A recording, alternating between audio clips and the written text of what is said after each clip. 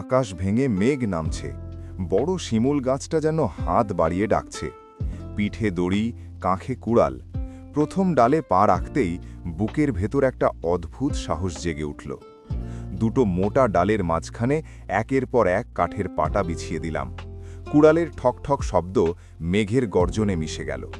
মঞ্চটা দাঁড়িয়ে গেলে বুঝলাম মাটি থেকে অনেক উঁচুতে এক নতুন পৃথিবী।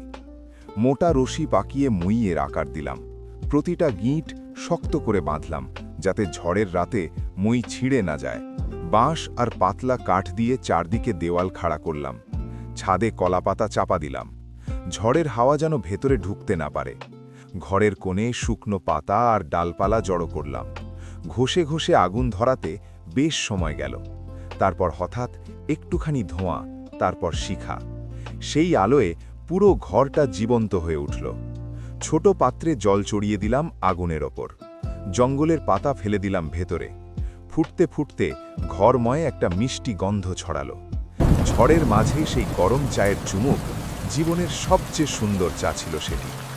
শুকনো ঘাস আর নরম পাতা দিয়ে মেঝেতে বিছানা সাজালাম। বাইরে ঝড় চিৎকার করছে, গাছ কাঁপছে, কিন্তু সেই ছোট্ট ঘরে শুয়ে চোখ বুঝতেই মনে হলো পৃথিবীর সবচেয়ে নিরাপদ জায়গায় আছি।